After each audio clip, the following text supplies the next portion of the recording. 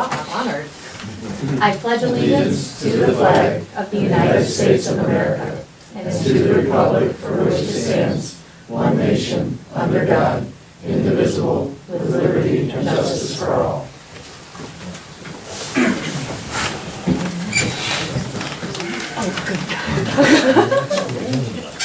Thank you, Samantha. And as guests go, that is Samantha Solomon, candidate for Ohio State Representative, District 53, with 2 addresses. 35. 35. Did I say 53? Yes. I'm officially dyslexic. Yes. Okay. Should I stay right here? Yes. Yes, okay, sounds good. I'll stand up then, so everyone can see me. Hi, everybody. Happy President's Day. Thank you for letting me lead on President's Day. It's a very important day that I think is really something that we really need to admire and take a minute to really recognize it. My name is Samantha Solomon. I am running for state representative for District 35, which encompasses Bainbridge, Auburn, and South Russell for Geauga County. I also have parts of Portage County, including Streetsboro, Aurora, Manaway Township, and parts of Summit County, which includes the Nerdonia School District, Twinsburg, and Reminderville. So as you can probably appreciate, it's a pretty diverse area. Me and myself, I am actually from Northfield Center Township. So I actually really appreciate how many people are here in a township or trustee meeting. I'm on the zoning commission for my local township. And I'm lucky if I get 2 or 3 people. But then again, I'm making laws, so who the heck actually wants to hear about that? Until they have a complaint, of course. So a little bit about me. Again, I'm from Northfield Center Township, lifelong resident there. Went to Nerdonia schools. I then went to Cleveland State University, got my degree in social work, and subsequently I went to law school there. After law school, I moved overseas and I practiced internationally actually for a couple years before I came back to the US. Really interesting experience, but one thing it really taught me was how to work with everybody.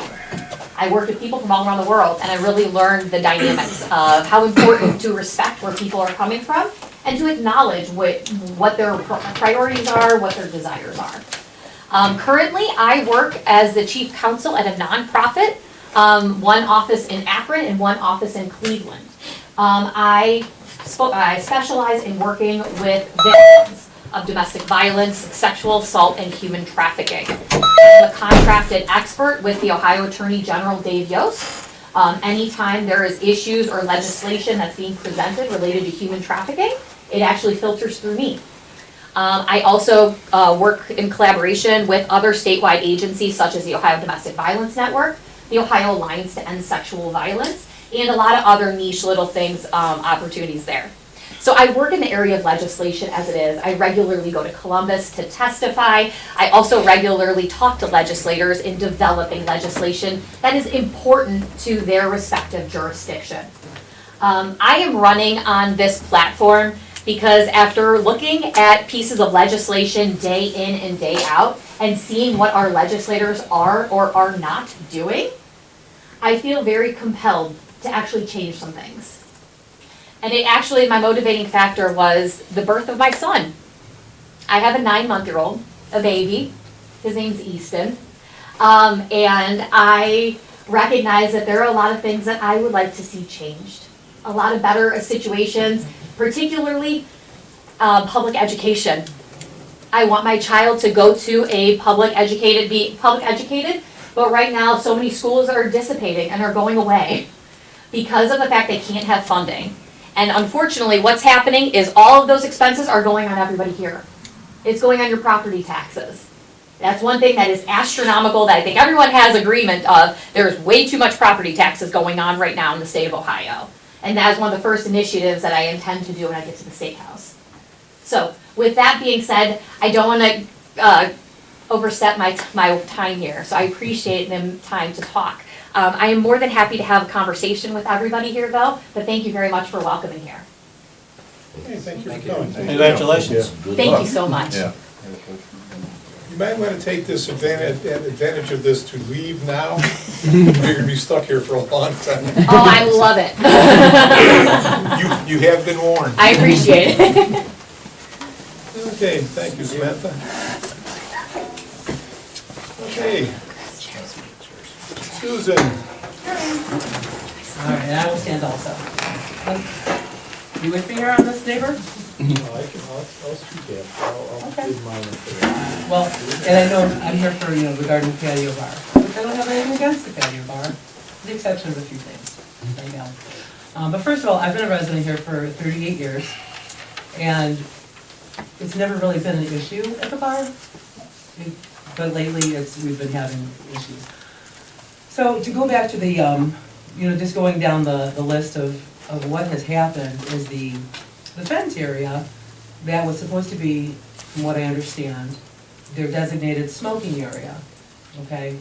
That is not what it was, it's not being used as for what it's supposed to be used. It has a roll-up garage door that now has glass panels on it, that has dining tables and a bar. So I know somebody said something about there's bar use out there and live bands. And that is where the issue starts. It's not what it's intended for at all. And, I have, I don't know if anybody's been by there lately. I mean, it's a little bit even different from than what this photo is, but I was gonna do a presentation, but the last, 2 weeks ago, I realized that wasn't working. So I just put it on my phone, sorry. But what used to be just I think it was 400 and some odd square foot it was supposed to be. Does anybody remember from the judgment? What's that? For the additional? The enclosed area? Yes. I'm pretty sure it was, It's Well- delineated on the agreement that was stipulated back when Yeah. it was settled. right. It was 16 feet deep by about 35 feet wide. I'm Okay. not sure the dimensions Well, exactly. the 8-foot fence, right? It was a 6-foot fence. Oh, 6-foot fence was supposed to be around. So that has been taken down. I don't know if anybody can see this or they care to see this. It has been removed. It has been redone. There is a new garage door that has, it's all, glass panels, which is great. But again, it's still not being used for what it was intended to. And as a resident, it's becoming quite a problem. It's becoming very loud. And,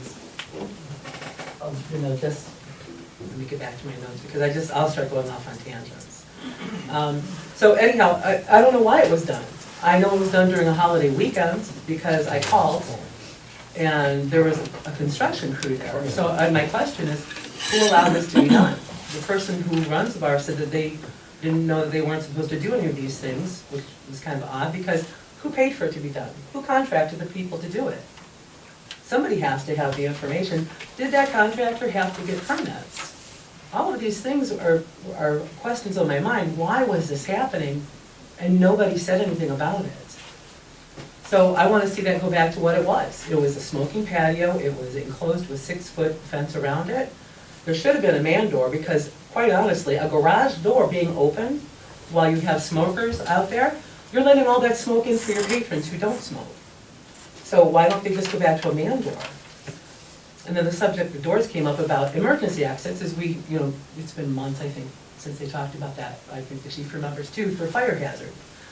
Well, they put in a side door on the other side too. I mean, on the picture, you can see there's other doors. They have more access, which makes that a good way for them to get out.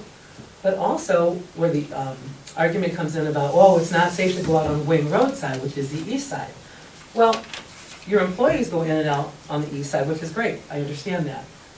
But now you even have access on the west side, it's there, I mean, it's already been done, and there's a fence lining it. So if you're positioning the smokers area to be back in its 6-foot fenced area, you still have a walkway now to the back parking lot, which is what, where all the parking is, which is good, keeps them off the front, or so much. So now they have a way to walk through. So, I mean, there's a lot of things that have happened, but I guess, unless you're seeing it. So anyhow, I would like to see that fence area go back to what it was. A lot of things go back to what it was, because I don't believe that there was ever anyone petitioning to put in I can't think of the name that I want to say right now, but to get it done. There was not a thing on that. So anyhow, that's my thing about that fence right now.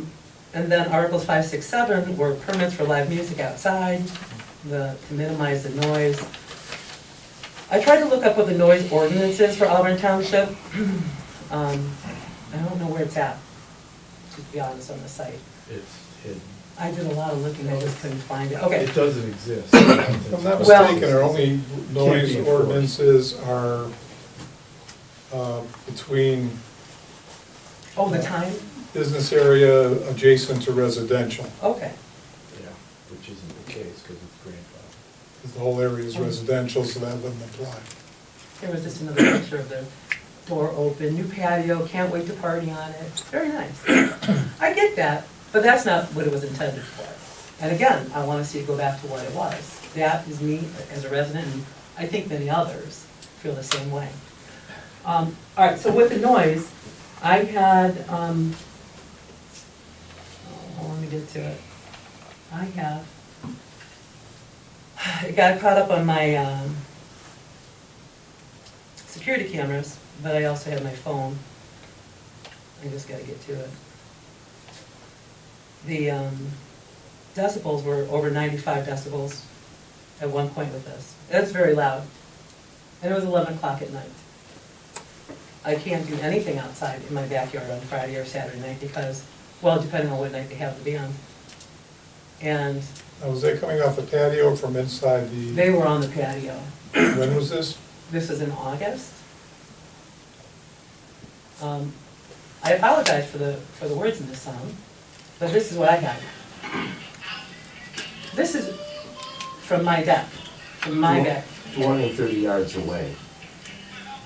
Well, Wait, I'm sure it's louder than that, right? oh yeah, this is just me picking, but why, I shouldn't be able to hear that. No, and It was And then obscene here's the lyrics. language. It's like, are you serious? Yeah, it's the FU song. After 11 o'clock. And this is what we have as residents. So no, this is like absolutely uncalled for. Yeah.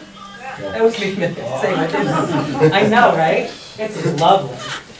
So, and then, you know, and the last one was done like a little after 11 o'clock. So, I mean, I have all of that recorded.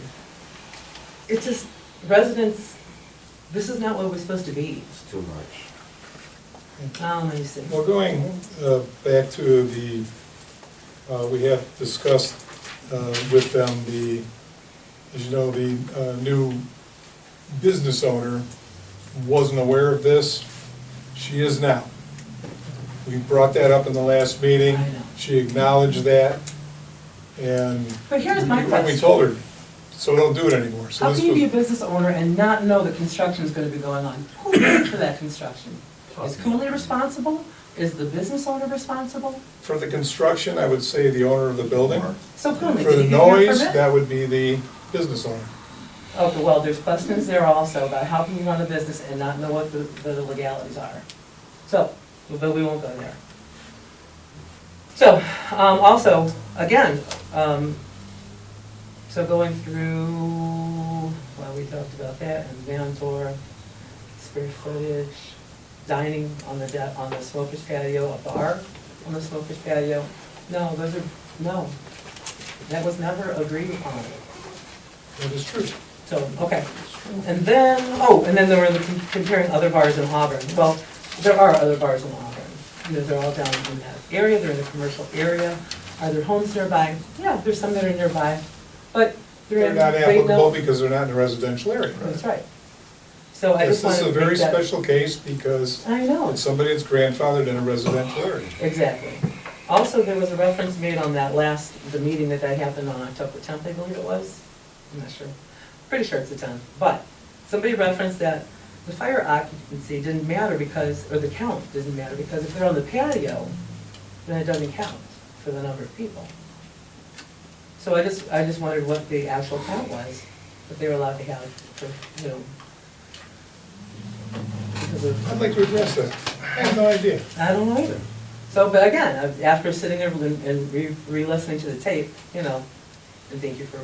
Chief, do we have any information on occupancy for the patio? I believe we do. I'll have to look it up. Okay.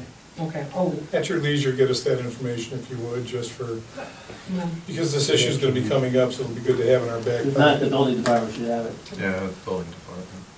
Okay, I know there were safety issues brought up about, any female workers leaving. And I get that. I've been there for 38 years. There's never been a female who's been and an issue out there. We would hear it if there was yelling. You can hear it over the music. Right? Well, no, they'd be done by then, right? They're leaving for the night, so. Oh, I don't know, Mm. 8 o'clock. Huh? It's supposed to be stopped by 8 o'clock, I believe. On a weekday. Weekday, Weekdays, but what's the 10 time? o'clock on 11? weekends. 10 Yeah. o'clock on weekends. So anyhow, all right, but that's what I have, and I would like to see things go back to where they were. And not be allowed just because, oh, we already did it, can we keep it? No. That's where I'm at. Yes, sir.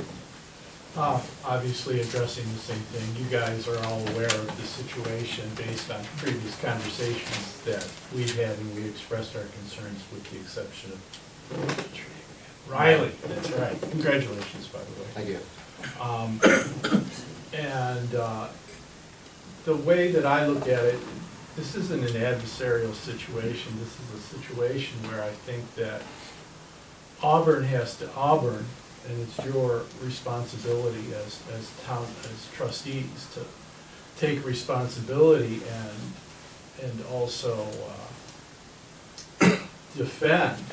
You're elected to observe, number one, the agreement that was agreed upon, as well as enforce that agreement, not to change it, because we consistently have moving goalposts to make exceptions for a business to exist. It's grandfathered in, fine, but that doesn't mean you have to ensure that it succeeds and basically succumb to all their desires. If they want their businesses to succeed ultimately, they should be in a place that allows them to change, thrive, and do whatever is necessary, not at the expense of the surrounding residents, because I honestly believe, regardless of the grandfather is a real special situation, because they're essentially adherent to no rules, because it's not a commercial situation, it's not a business situation, because they were there before.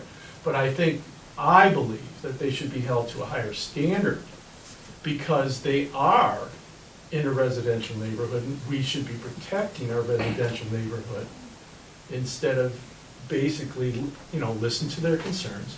We gave them an exception to the rule on this first thing with the patio, what was it, 12 years ago, 14 years ago. And big things happening, no more smoking, who even knew if bars were gonna succeed after that, quite honestly. I wondered about it, I was a smoker at the time. That doesn't necessarily mean that we have to, listen to their concerns. But the thing is, they're in an area that basically is meant for us, but we shouldn't change the rules or make up new rules or allow them to do whatever they want, particularly surreptitiously, with, doing it on Monday, Labor Day, or Memorial Day, which I found really unusual at the time. And I'll give you a little story. My son went to I won't take up very much more of your time, I apologize. My son went to a baby shower there. And the owner found out, Bobby, I believe her name is, she found out that that was my son. And she said to him, she apologized to him, and she says, I realized that we weren't good neighbors before, in other words, the business.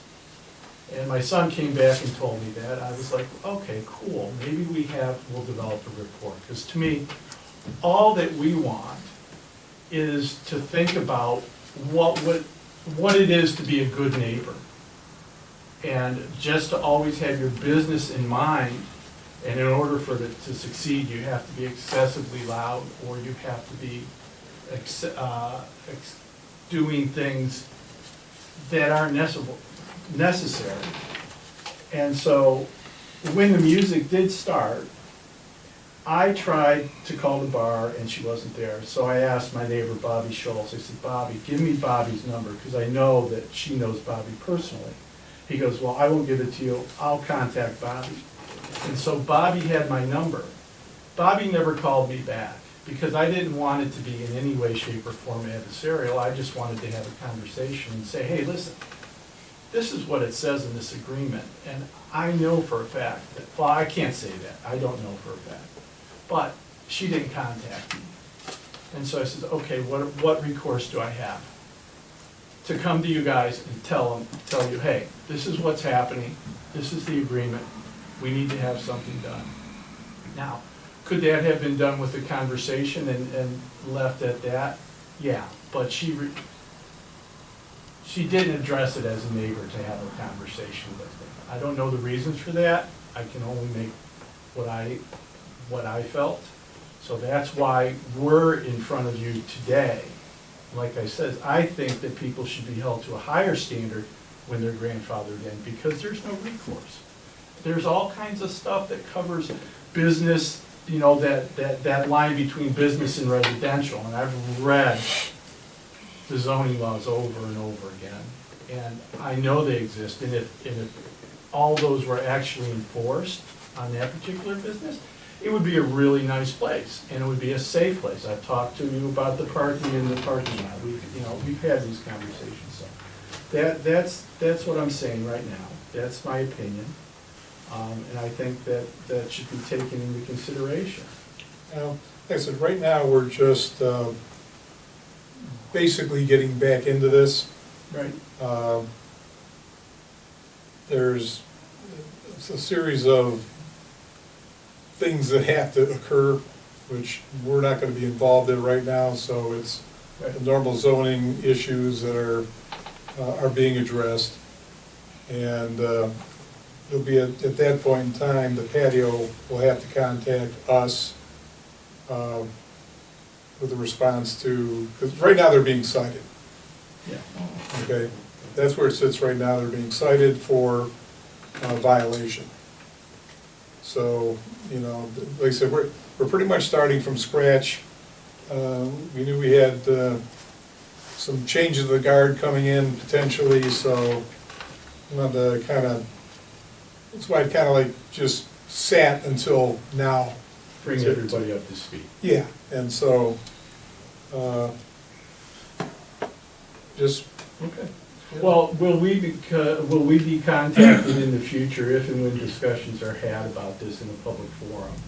So that Yes, all I parties- believe we decided that if you want Okay. to be contacted of anything. Yeah, You know, any reference would be, like I said, you know, that we have our agenda coming up, but yeah, you know, we'll keep you guys informed if anything's coming on that you need to.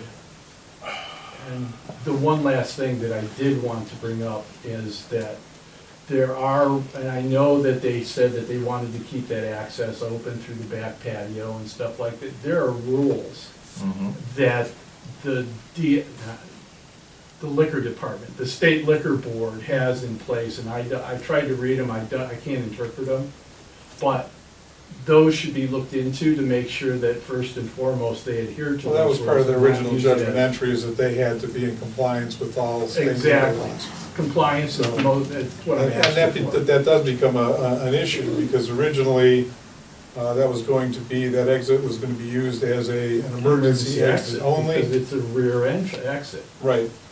But again, that had to do with whatever the liquor laws were at the time.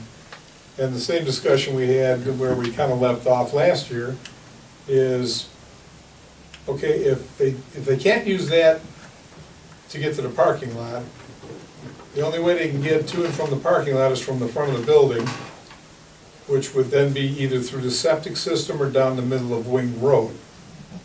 That's where a health and safety issue comes in, that we really have to take a strong, hard look at that before we start sending people down the road until somebody gets run over, because, so the building's grandfathered in. How far does Wing Road go inside of the building, Yeah, PJ, we about had 6 a, inches? we had a survey done to Yeah. delineate the right of way right after that. And yeah, we own a cinder block, I think, on the south end of that building, or half of one anyway.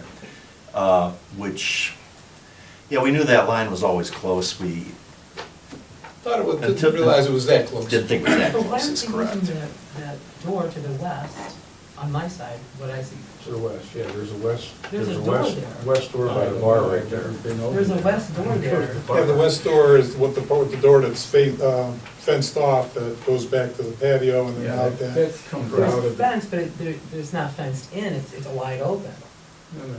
No, it's fenced all the door way. that comes out of the back of the, out of the side of the bar that initially, because there's no way to get back there because the bar is there and then there's a storage area, then there's the garage, then there's the patio. So we get to the back patio. And what are they doing? And with go the- outside. No, they're going in and out, there's one man door on the side now. Yeah, They've always done The it. western Yeah, one. that's fenced but in. that is the man door's on the side of it, I got it. it's sitting here. The fence is blocked off on this side and goes all the way back to the end of the patio. Yeah, it's always been like that, He's and they correct. added that back area there, so. That hasn't changed. Okay. Oh, all right, I thought there was another one back there. I was looking at that one there. No. That one.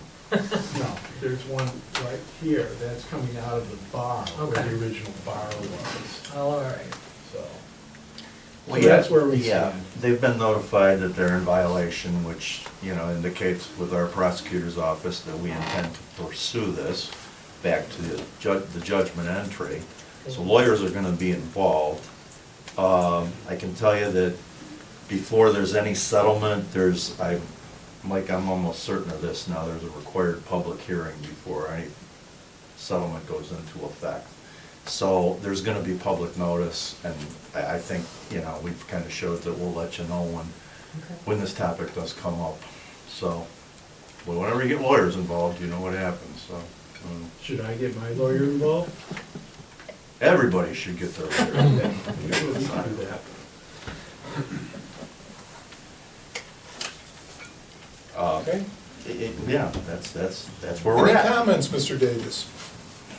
What did we cite them for? I think ours, I think Right now, that they're being fence. cited for the violation. They took down the 6-foot fence, replaced it with a 3-foot fence, which was in violation because part of the judgment entry was that they have a 6-foot fence all the way around. And no live music as well, is also part of the judgment violation. Well, You didn't cite him for that probably in your paperwork there, so.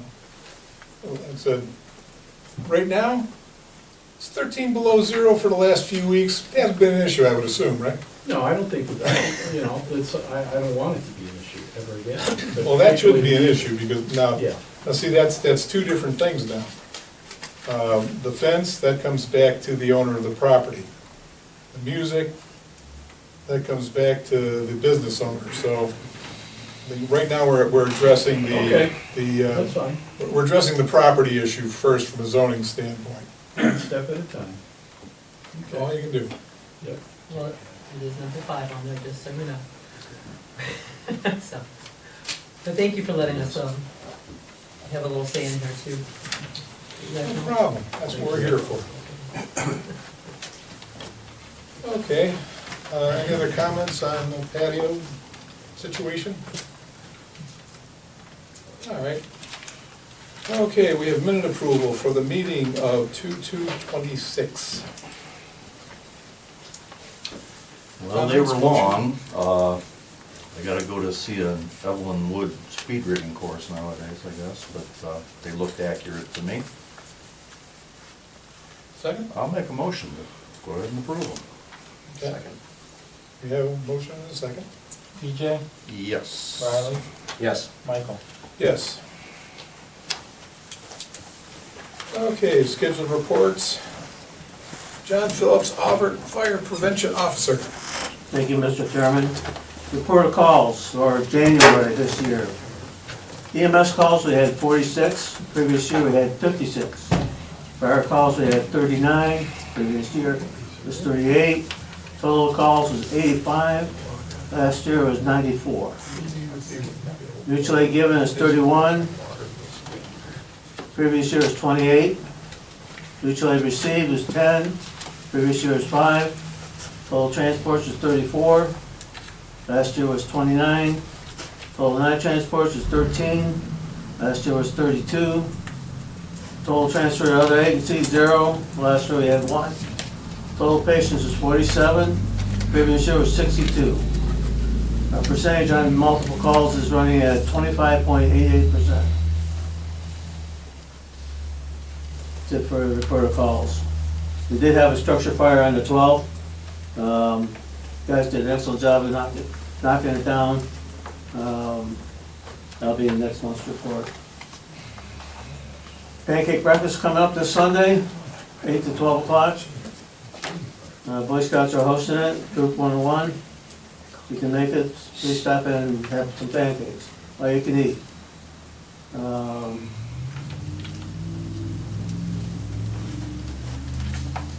That's it for my report. Thank you, John.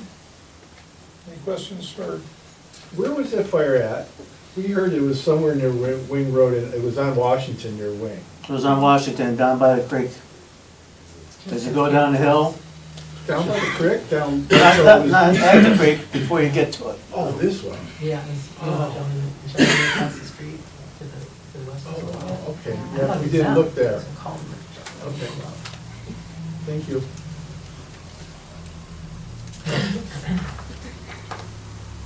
any other questions? Okay. All right, trustee and fiscal officer reports, PJ. Yeah, I got a couple of things tonight.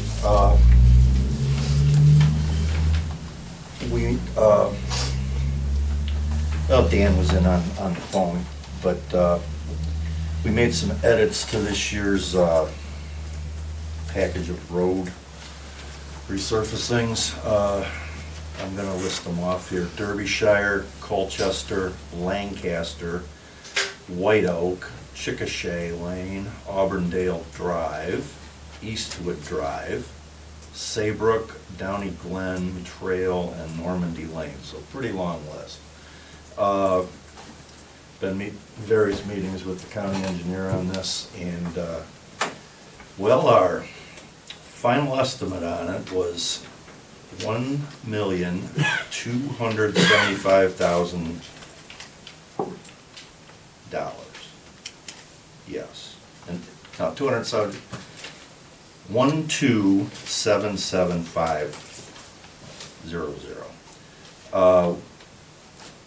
As Dan knows, we're bumping on the upper edge here. You know, you're confident that these roads will, that when these go to bid, they're gonna come in under the estimate. They, it's except for some really oddball years around COVID, they always have. So, well, Dan, I think we came up with the upper end of 1225, right? Yeah, because you took Yes. two of the guardrail out. We took some guardrail adjustments, and these are on subdivision roads. That came to 25,000, and that's the adjustment for the additional asphalt, you know what I mean, to move them up.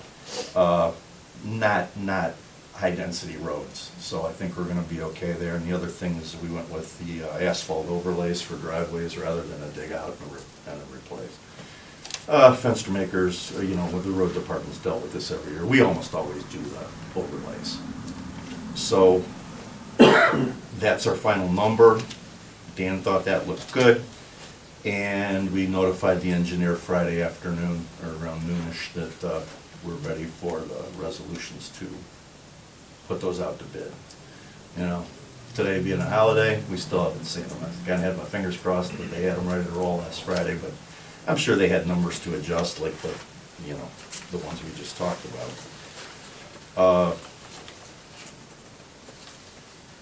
Let's see, what else do I have? Oh, okay, I was up at the bank, Dan, and we gotta do our signature cards again for Mr. Davis here. Remember we did, we caught up, you and I went up there and caught up a couple years ago after you got started. Right. So, yeah, we gotta, so, and this needs to appear in the minutes, I guess, is what he told me, that Brian fell up here at the bank. So, yeah, I might as well do it by motion. I'm gonna make a motion that we adjust our signature cards to reflect, you know, Mr. Davis now being on the board. I'll second. CJ, Yes. Riley, Yes. Michael? Yes. That's really about all I have for tonight. Excuse me. Last meeting I was at, you were contacting the prosecutor about the section. Did you contact the prosecutor about that? It wasn't me. Yeah. According to the articles I read in the Sioux Valley Times, it was you. I had no intention of contacting the prosecutor about the cemetery sexton. That information that Mr. Davis has been requesting is all here. It was about if we had to pay him back for his program or not. There were some indiscrepancies with the monies. That's what I'm asking about. There wasn't any discrepancies with the money. There was a concern over the handling and the submittal of the monies in a timely fashion. That's all resolved now? To almost 100%.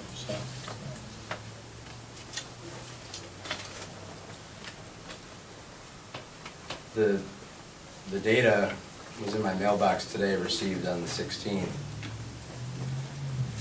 There's a flash drive with one Excel file, which isn't totally organized, but I think it's a good grouping of all the information from both cemeteries up to around that 2010-ish timeframe. And it looks like it was handed off to the program in question that we were discussing, Crypt Keeper. So I was able to log into Crypt Keeper without us buying, and again, I played with it maybe for 5 minutes today. If we buy our own desktop version, then I believe modifications can be made, but it seems like it's just a view-only program, the way the password's presented now. And I didn't have any time to really audit anything. There's no entries for our old cemetery, which, again, probably because it was already maxed out by the time the current sexton took over. And then I'm happy to report that the mapping looks good. I don't know if it matches the information properly. In 5 minutes, I know there are going to be discrepancies, but it's something. I said the question is, do we want to get a Crypt Keeper program now? Or if we're planning on going with ADP, just give them what we got? Because they got to transfer everything anyway, and, I mean, the Crypt Keeper, from what I heard, isn't that expensive. I think it's a 200 Yeah, that's it. one-time use for a desktop app. That's if we want to, I don't know what additional tools get unlocked with having the app for the 200. Again, logging in online is like a view only. I believe we can make modifications as it stands, but we don't need to because we don't do the sexton work. But as for some audit stuff, I can work on that just to make sure that the data, so we don't follow that mantra, garbage in, garbage out, so to speak. We don't hand over bad information, then that becomes our new platform that we rely on, and there's not good things in there. So there should be some checks, deed book comparing it to the deeds recorded on Crypt Keeper and so on, and try to verify that the information that we do have will be good to hand off to the county when that time comes. I don't suspect there to be a lot of entries up to that point, which may be April, May, June, maybe when the county decides that they have the time to step in and take over for the data transfer. So that's all I have on that. Okay, while we're on the topic, and it's part of the old business here, the ADP cemetery program, do we want to go with that? I can't see any reason not to, and I think Dan and Lorraine are both on board. I do. The price is right. Riley, they offered you, give you a tour up there at the auditor's office. Did you take advantage of that? I did. Thoughts? Good program. Appeared that way to us when we were up there a couple of months ago or a month and a half ago. And the price is right. Okay. So I'll make a motion. I see there was a motion in a second at the last meeting, which was never voted on. I assume that dies at the end of the meeting, since the meeting was adjourned, so I'm gonna make that motion again. I will second. And the motion is? to go with the county's ADP cemetery Cemetery program, program. as presented last meeting here, at some point recently to Mr. Dave. BJ, Yes. Riley, Yes. Michael. Yes. Okay, well, I got you in the horn, PJ, and while you're still, one of the actions that you had, or we had, but I kind of pumped it off on you, decision on the 988 signs for the park. Yeah, we talked, Fenstermaker and I talked about it. We were looking at like 3, maybe buying 4, just to have an extra one. And I think, what was it, $12 a piece, was that what they Yeah, said? for the big, it was $10 for the Let's small cover ones. that cost. Yeah. And the locations we were thinking of was probably on one of the bollards as you drive in, maybe at the kiosk, you know, on the one on the corner before you go into the wood trail. And then the third one, we probably got to check on. We were thinking at one of the bench areas on the walking trail, but we need to clear that with Conservancy before we do really anything in there. I was reminded that there was something proposed at one point, some information kind of thing to put by those benches that are in the woods on the trail. And Conservancy wasn't keen on that, so I guess for obvious locations, I'm back to 2 until we find out if Conservancy will let us put one up by the benches, so, you know. Any thoughts on that? I still say we pay for 4, we'll put up at least 2 and hopefully the third. Any ramifications putting them up either on the Parker building or up in the pavilion? No, I don't think so, but, you know, I mean, it's just, you know, rather than buy a load of them and not have any places to put them, we were thinking locations first before we go to numbers. Well, from a paperwork standpoint, okay, so we're looking at 3, possibly 4. And we're still considering Parker building and things, so 6 signs at $12 each, I don't think it's gonna break the bank. Probably not. And go with the larger signs. I don't know, what were those? They were, I'm talking about that. Yeah, they were. Yeah. Okay, so then the only decision is, okay, if we say 6, we're going with the larger ones, would be the style. Green or purple, I think is what she asked. Just pick either one. I don't have a preference. I don't either, actually. I'll let you pick the color. What do you think? Green. Green? Match the roof, or match the roof. Okay. So, motion to go with the 988 program, purchase 6 of the large signs, green. Okay, I think they were $12 a piece, were they not, or something like that? Didn't I see that?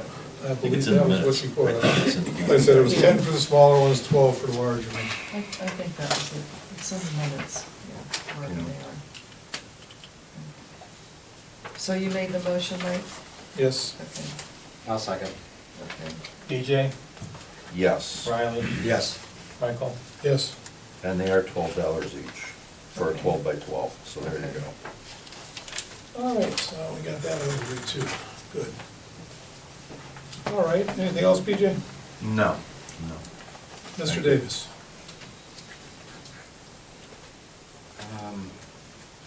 Since we were just talking about the cemetery stuff, I wanted to mention, by the end of Q1, there's a task to update my name into the system for the state paperwork. There is, the one that was done last year we can reference, it was done by Mrs. Dolezal, and I think we should motion to get that done so we don't get out of compliance on it. Okay. It seems really simple, it's just switching names basically. Okay, just make the motion. You got the piece of paper in your hand? So I would like to motion to instruct our administrative assistant to file the updated cemetery forms before the end of Q1 2026. Second. PJ, Yep. Ronnie, Yes. Michael. Yes.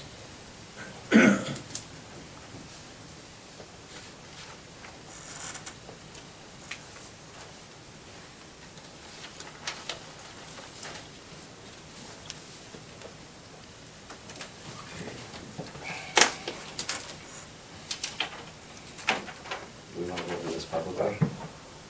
Your call, We have to be in agreement for it. Yeah, we just, well, actually, we just have two signatures. What we're looking at is, any questions to the prosecutor's office, they have to come from the board. So, I have some questions, and so I just put them down. If we can sign off, we can run the questions up to the prosecutor's office. We don't have to do it in the form of a motion, and since it's a question to the prosecutor, we don't necessarily have to bring them up here. But I have no problem with bringing them up if you were so inclined. Is there my motion, do you want me to go through them, or do you want to? I mean, do you want to read them to the, If you don't mind. oh, go ahead. Okay. Number one, the Auburn Fire Department has their board meeting on the second Tuesday of every month. This meeting includes their fire department board, the Auburn Township Fire Prevention Officer, and the Auburn Township Trustee. That is the fire department liaison. A second trustee, referring to me, has also been attending these meetings on their own accord. We are requesting an opinion on the appropriateness of two township trustees attending this meeting. So the first meeting I went to, I was alone, and then and I didn't know if the liaison would be there or not. And the second meeting, Mr. Troyan was. The reason I enjoyed going to them, I actually learned a lot. I know it's been a really long time. We do our trustee reports, and we never get, as a community, a report on the fire department from Mr. Troyan. So I really want to learn everything I can about all of our big money items and big public safety items, the fire department being the biggest of both categories. So I enjoy going, and I've learned a lot from being there. But if I'm not allowed to go, I guess that's what we're looking for clearance on. Well, the question was brought up, and again, it's not even a matter of legality, because, you know, you talk about two trustees, can they be together? Yes, you can, if you're, so long as you're not making any decisions. And the other aspect of that is, and that's why I want clarification on this, I mean, obviously, if you go to a trustee convention, you go to the whole time, you've got thousands of trustees all together, so obviously they can be together. But depending on the nature of the thing we're sitting at itself, whether it be a small meeting, something like this, it's how does it look to the public? If they see two trustees, it's just a matter of perspective, not legality. So anyway, I just wanted clarification from the prosecutor's office, so if she says, yeah, it's fine, and here's the guidelines, fine, then you're more than welcome. But I just, like I said, I don't want to be the one to make that decision, and I know the board was a little uncomfortable because they're used to saying, okay, trustees, you know, one at a time for when we're doing things of this nature. So that's what that one is about. You said the residents being uncomfortable. Do the residents have any opinions if a second trustee went to a meeting to learn? My point was, I didn't learn anything from when I started coming to these meetings from the middle of last summer to current. So I kind of took it upon myself to gather up all the info I can, because we need to make really good decisions in policy. And if I'm not getting information, I don't know how I'm supposed to make good decisions. So that's what really drives me to be involved when I have time. I mean, it's a huge time commitment, but again, I went to two so far. But yeah, I'd welcome any comment. If the public doesn't want me to go to a meeting and be able to learn, I won't. I would think the more the merrier. It's not like you guys are in there fighting over something. And the question on that too is, save the date, we have board of trustees meetings, pancake breakfast, Auburn Fire Department. Where's the fire department's meetings on here? Is it open to the public or not? No, No. It is not. Keith, No. well, I just had this discussion, because I had the same question. And again, they are a private entity, they are not a government entity. Do we not fund them then? Huh? Do we not fund them? No, we do not fund them, we hire them. We pay them. So we pay them. They're not, We pay them for a service, they are an independent organization. We're contracted under. So the meetings are not open to the public. I would say no. Meetings are open to our membership, they're open to invited guests. I don't think we've ever had a resident just come in and say, I want to sit here for the meeting. We'd probably say, you have some business that you'd like us to address or questions, and we handle that, and then we go about our meeting, after they depart. Same thing, you don't go to any other When you corporation. came in, you weren't exactly invited, but since they didn't throw you out, that's kind of as good as being invited, I guess. Otherwise, they would have said, no, you can't come in. Is it in your bylaws? Is it in the contract with the township? Do we want to ask the prosecutor to clarify that question if it's not open to the public? I would like that. I would like that asked to the prosecutor as a resident. You can ask whatever you want to the prosecutor, they're your legal counsel, I can't. What about the bylaws and the contract to the township, those Well, the two? bylaws are, that's internal to you guys, that has nothing to do with the prosecutor. Are those private also, the bylaws? That's that's your internal policy for the organization. That's the governing document for our corporation. Right, does it say that the meetings are not open to the public inside it? No, it doesn't say that they're open, no, It doesn't clarify. doesn't clarify. Well, it does specify, though, that it's open to board members. I'd have to go back and reread the section. I don't have that in front of me at the moment, so I don't want to make a comment that's not correct, but I appreciate it. that would be, I'm just thinking, that'd be the same way as whatever governing body that your asphalt company has, or something like this, that, would a private citizen be allowed to sit in on their, executive officer meeting of his private company that contracts with the township to provide a service? I don't know. Going off of that, do you think residents could request documents, do public records requests without limit? Well, that's a good question again, that would probably have to be answered. Any public records policy, especially let's say the one that's the model presented by the Ohio Attorney General's office, it says public record office. And again, we don't hold public records. The fire prevention officer. I know we're kind of putting you on the, thing, it's just a question. If you have to look it up, that's fine. Obviously, you haven't memorized your entire bylaws. So if we have specific questions about the bylaws, I think we should Yeah, I would say if you guys check have, them and let you check out and see what it says. if you guys have specific questions, I would ask that they be presented by our liaison to our corporation president, and then we could do our best to get answers for you. Okay, so as of now, not open to the public. That would be my yes, that would be my opinion. Okay. Riley, if I can also interject on that, you would not go to any of the animal clubs if you were contracting for them.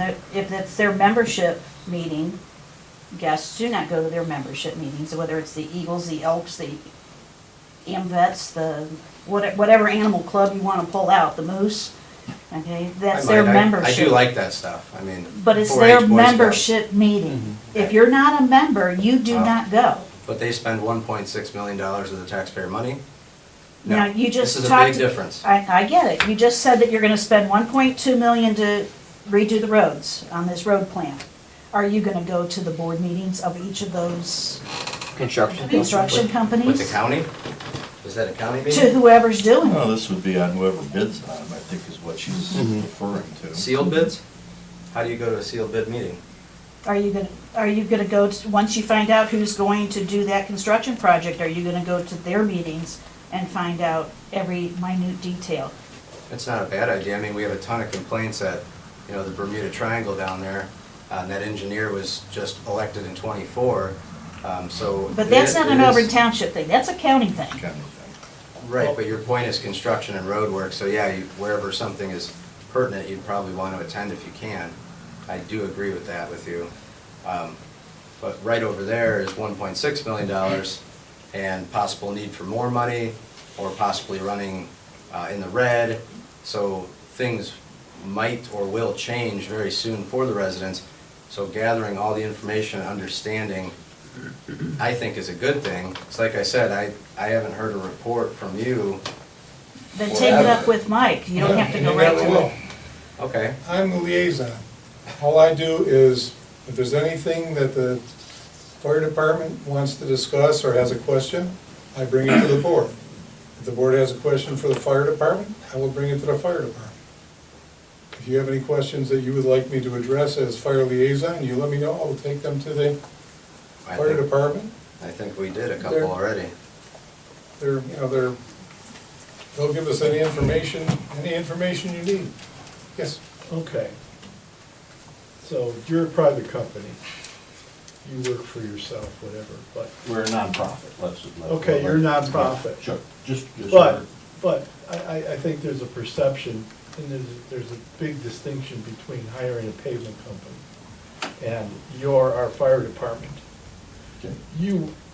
Yes, you work for us, but that's your only job. That's the only thing you do. You're not an entity that goes out and bids on every other township. So by my perception, and by everybody's perception that's probably a resident of Auburn, is that you exist because of us. And we could just as easily fire you. You could not contract, you could. I don't know what the legalities of that, I'm talking about perception. that's part of our because- contract. We can fire them, they can quit Yeah. with 30 okay. days' notice. We think of you as our fire department, so we think of you as, again, perception, not with knowing all of that I just learned tonight. I think of my fire department as something that I funded, which we have. And so there should be a perceived amount of transparency associated with records and everything else like that. Not necessarily your inner workings, Right. but I don't know if that exists. It's just, again, to me, it's perception. Don't know because I think if you're my anybody's fire ever department. asked you any questions that went unanswered. You there do are- realize that their 990 is on the internet and accessible for periods of time that goes back quite a ways. I'm just learning all this. I'm just telling you perception, what I'm thinking right now, and I'm sure that anybody who heard this Everybody thinks, conversation okay, would Auburn think the Fire same Department, thing. yeah, they're all employees of the, but they're not. It's just, there's two ways to do it. You can have your own fire department where you hire all the employees, and then when you hire all the employees, you give them benefits, and all of a sudden your taxes triple. Bainbridge, right? Bainbridge, Yeah. there you Okay. go. I'm trying And to then- assimilate. Then when you do that, then they get a union, and so I told, because when Bainbridge first converted, the fire department wasn't a little bit of an uproar about that, because they could see the same thing happening. I told them, as long as I'm trustee, which probably ain't gonna be that long anymore, but yeah, I'm looking if I can live to the next 4 years, let alone worrying about the next election. But I told them that as long as I have some say in it, we will never take over the fire department. They will remain a separate entity. Now, when I leave, if somebody decides that that's what they wanna do, have at it, but, you know, this is the way the system has worked for us, it's worked for us for years. And, you know, I see no reason to change it. No, they're not missing, you know, if you want information, they've got it, all the financial information is given to the fiscal office, they have, you know, where all the finances go, how much is being given to them, how much is being used. They can give you a breakdown of all the expenses for the year, we get copies of that, which goes in our file, so anybody wants to know every nickel that goes out of that, even though they're a private entity, information's here. Okay. All somebody's gotta do is just ask. And it's really dry reading, but you're more than welcome to look at it. Are minutes for their meetings open to the public too? No. No. I just said that confidently because Keith said no. I have a quick question. Years ago, I know the fire department looked into it and checked into it. It was, if I remember correctly, it was determined they archive or I mean, open to the public, any of our meetings, because even a fire department contracted with a township, I don't have the Ohio Revised Code in front of me now, they get a state ID number, which binds them to operating under Ohio Revised Code, and it makes it a public entity by nature. That would mean every corporation that has that state ID number would be a non-private corporation, which I Yeah, that's don't nothing to do think is with great. the nonprofit.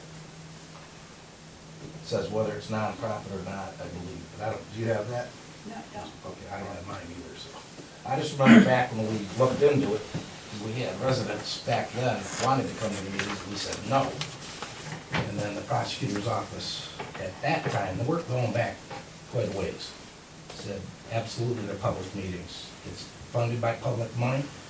Yeah, no, I believe Auburn's is 28201, which is a state ID number, which makes them have to fall under the ORC, which makes it a public entity that they have to follow the same rules for.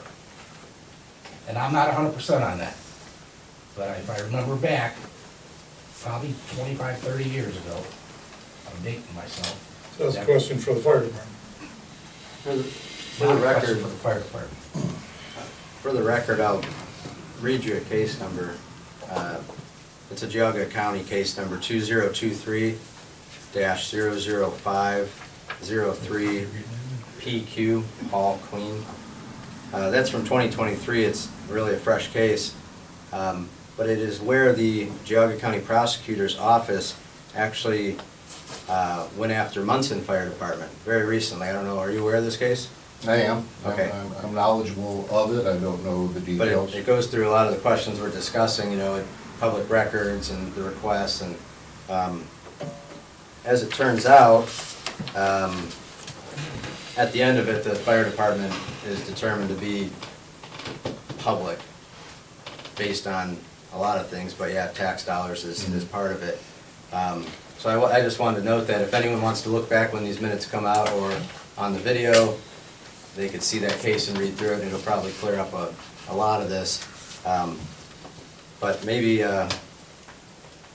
to get back to, so we can move along here, this question, are we in agreement, do we want to ask if their meetings are not open to the public? Maybe reference this case Well, number? right now, I'm more interested in this than a general thing. Is it okay for us to come? Okay. Now, you know, whether they're open to the public or not, that's a whole different issue. You wanna come to the meetings, I just wanna make sure it's okay. If you wanna come to the meetings, I don't have a problem with it, but. Well, if she says I shouldn't go and somebody else wants to go, I would like that clarified, because Everybody else is not. Okay, I'm let's okay. do that. Let's ask the first question first, and then the follow-up should it be necessary. How's that? Sound all right? I don't understand what you just said. Let's ask what's been presented here, and if there's a follow-up question, after she answers, responds to that one, we'll ask that one, your follow-up. Are these open to the public? So you want to wait till we get a reply and then ask that specifically? Yeah. But not ask it just as part of this? So if you wanna add it in there, that's fine. I'll sign off on that too. Just whatever you want in there.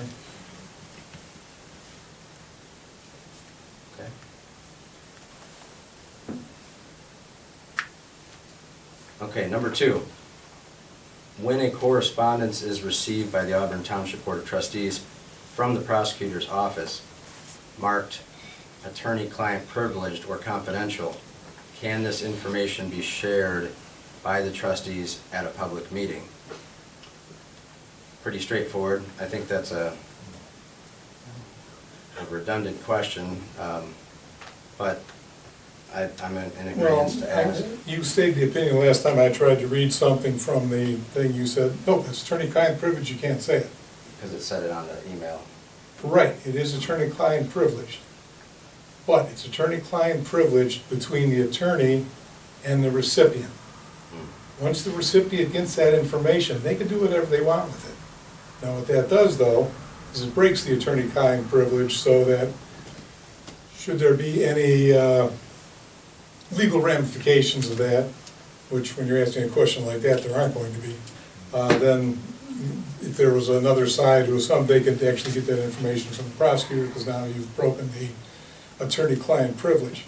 But every question we run to the prosecutor's office, same thing that the information we were having Frank get on the questions regarding the zoning fees. It came back to Frank, attorney-client privileged. Okay, so that means we will never know the answer to that question because we can't bring it up in the meeting because it's attorney-client privilege, and that's not true. So But I just want clarification on that, so that it's, you know that, yes, when we get information, it is attorney-client privilege, but we can share it because we're the recipient of that information. It's like these questions here, if that wasn't true, when she answers these questions, we wouldn't be able to give you guys the answers because it's attorney-client privilege. So there's no sense in asking these questions if we can't answer them in a public meeting. See what I'm saying? So you already know the answer. He's a lawyer. Well, you seem pretty confident in your answer, so No, I asked my answer is, I'm not gonna argue whether mine's right, I just want the prosecutor to say, yes, it's right. That way we never have to address it again. And this isn't the first time this has come up.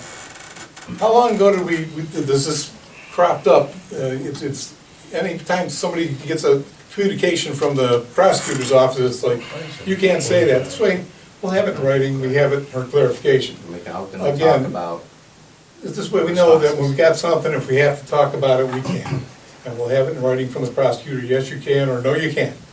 And if she says, no, you can't, we won't be able to tell you about it, so you'll never know. Okay. Number 3, we are requesting an opinion on the appropriateness of the comments being made by Mr. Davis to the fire prevention officer at our trustee meetings, and if these comments are subjecting the township to any potential liability. Attached to the meeting minutes from 1/5/11922, the comments in question are highlighted. What are the comments? Because I don't see the rest of this. Well, because I'm going to have those copied and have them attached.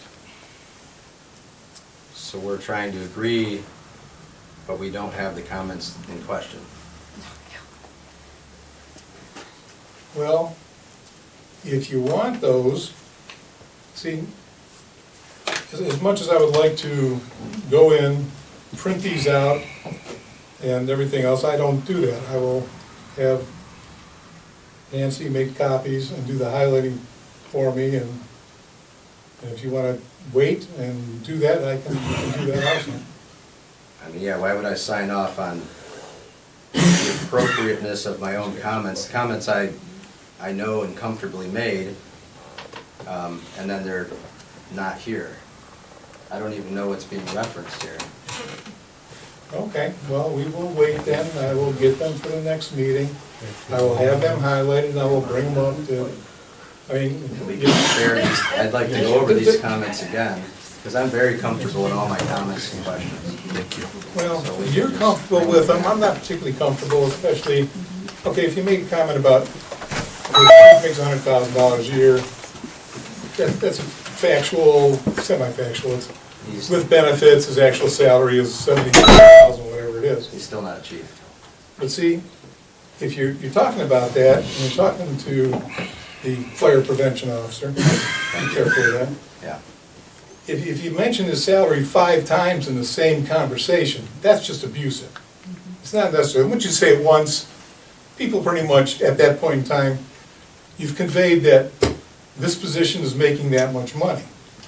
That's a good point. So it is the highest paid position in the township, and I still can't get over the fact, I believe every year, our risk management, our insurance company advises us, and we already know this is the right way to do business, but we're not doing it.